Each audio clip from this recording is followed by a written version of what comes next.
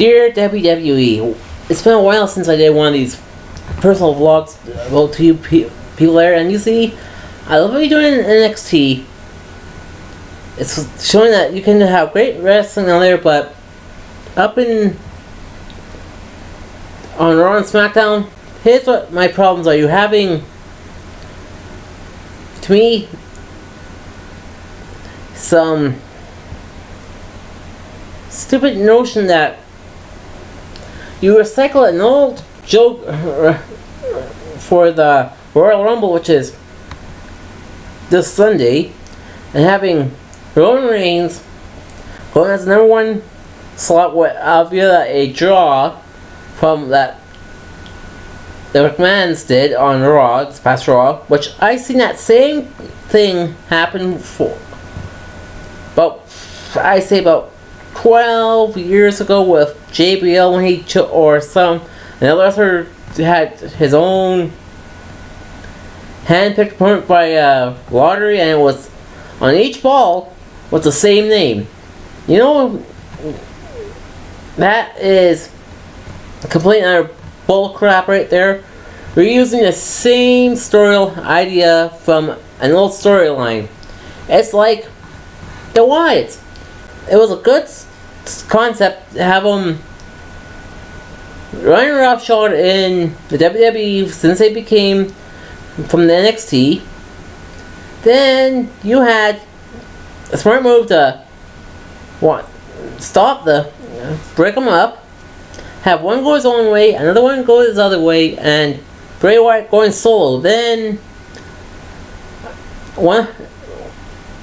you had the lame idea. You know what? If it can work for the NWO, why not bring it back together? And then you brought in a guy who has been wrestling since 2013, only had a few matches in NXT or house shows.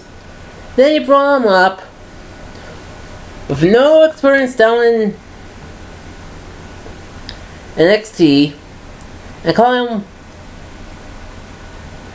giving him this mainstream new threat. You see, to me, if you want to have a threat, why not have someone who has been down in NXT, who has been a loner and who's doing awesome feats of strength, and how quickly he dispatches his opponents, like Baron Corbin, bring him up, put him into the Wyatt family instead of Braun Strowman, which technically he needs at least maybe a couple more years down developmental, because he is not a good wrestler yet.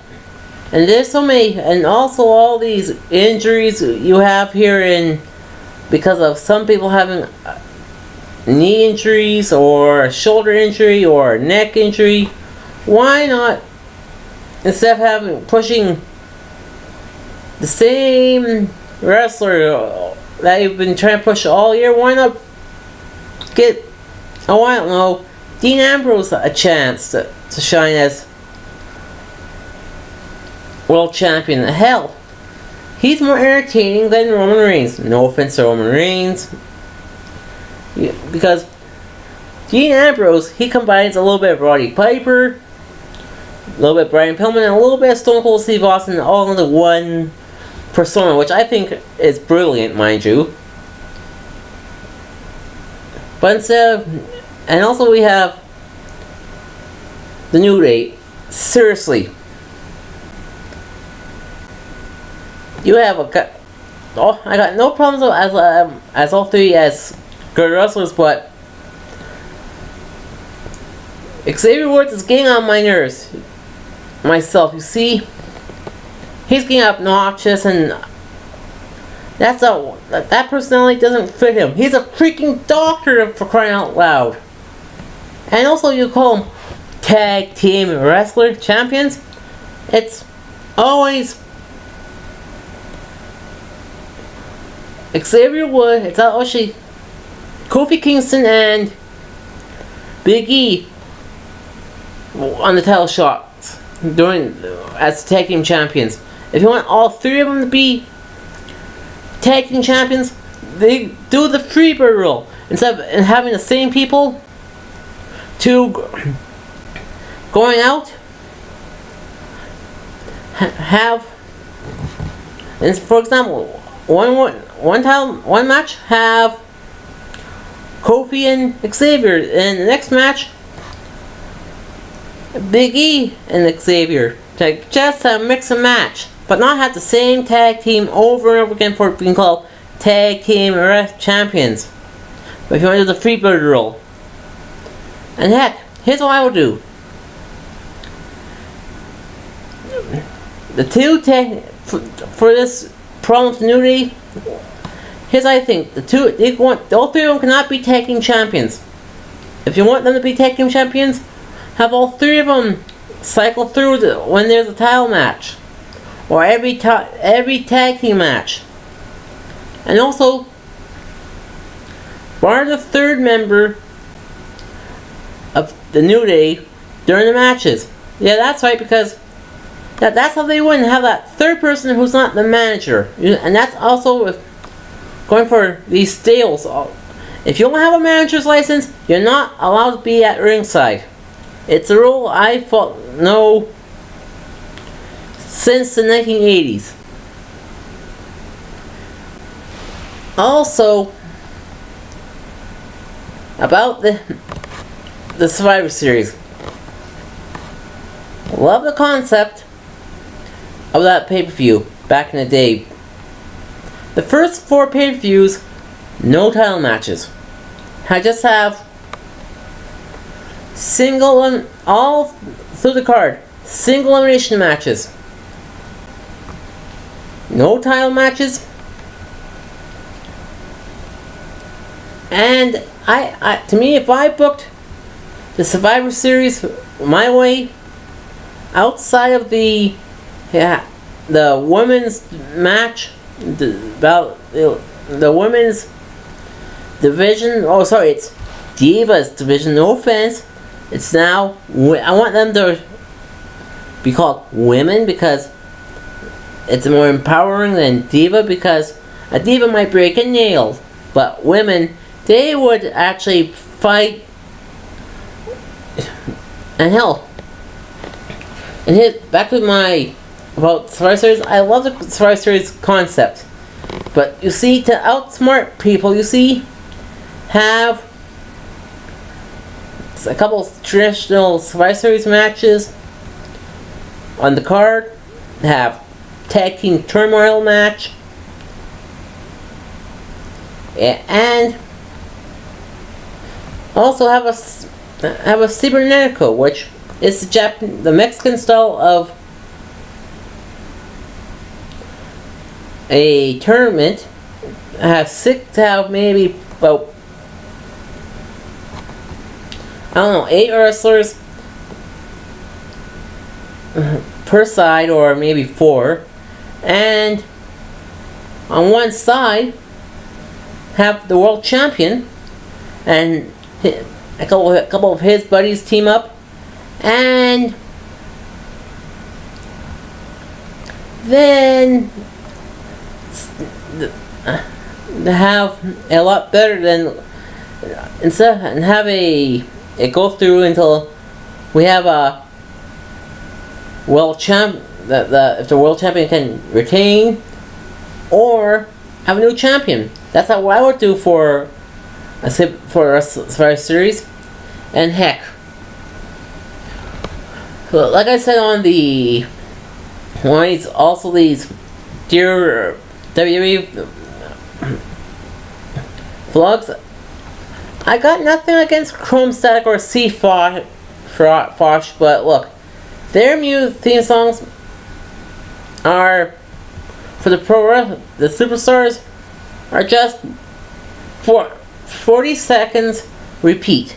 40 seconds repeat for every talent.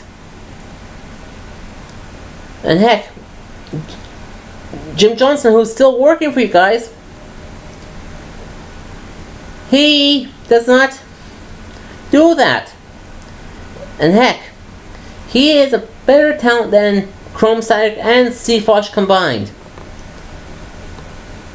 If you don't believe me, look at all what he has done for you. And also for pay-per-views, I don't mind each pay-per-view have a theme song, but not something from mainstream music. Sure, it was good for a few years, but not every single pay-per-view and every single special. You see, we want some people to get psyched up for, I don't know, Survivor Series every year. Have a single theme song. Same as SummerSlam, WrestleMania, Royal Rumble, and everyone in between. And heck, and to me, and I think some people listening to this vlog can say that bring back a brand split, because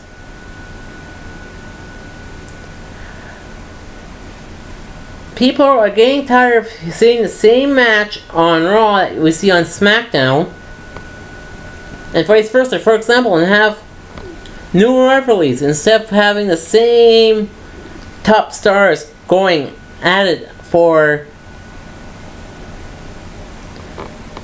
the top championships. You see, we have, instead of having the same people being your aces that are getting boring, like John Cena. No offense to John Cena, which I respect what he's done, but his theme song, "My Time Is Now," his time is up. Because look, he has been the go-to guy since 2005, and no offense, but this is what gonna happen with WCW. All they're doing is keeping on for the older guys whose time is up. Back in the late 90s, you guys were being innovative. You see, you took, because of the Attitude Era, and pushing the next generation stars ahead of what WCW did, shows people what happens down the line. If we push the right people, we'll get more money into the business. And heck, what with back in the late 90s to 2001, the early parts of 2001, WCW has been pushing the old guys like Kevin Nash and Hulk Hogan, Ric Flair, while you guys, the WWE, have been pushing, you know what, WCW screwed up on the likes of Stone Cold Steve Austin, Mick Foley, Eddie Guerrero, Chris Benoit, Dean Malenko, Chris Jericho, Perry Simon. You know, let's try to make them into bigger stars. You see, to make them into bigger names, that which WCW did not do, because all they are it's gonna be lower card, mid card, and lower cards. And all but two I said in that list have became world champions. Dean Malenko and Perry Saturn. They floundered when they came with the WWE.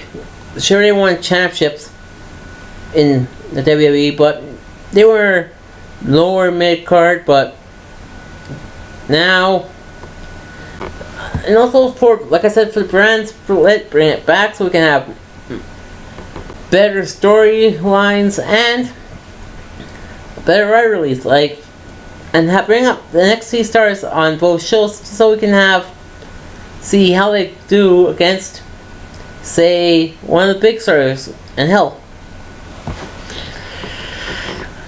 for example, if I was running the WWE, I'll go around to NXT, check on how things are doing,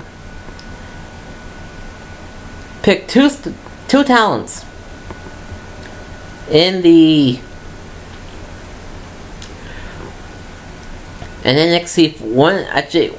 Have one that appear on SmackDown, one on Raw. Then down the line for the women's division, I look at who's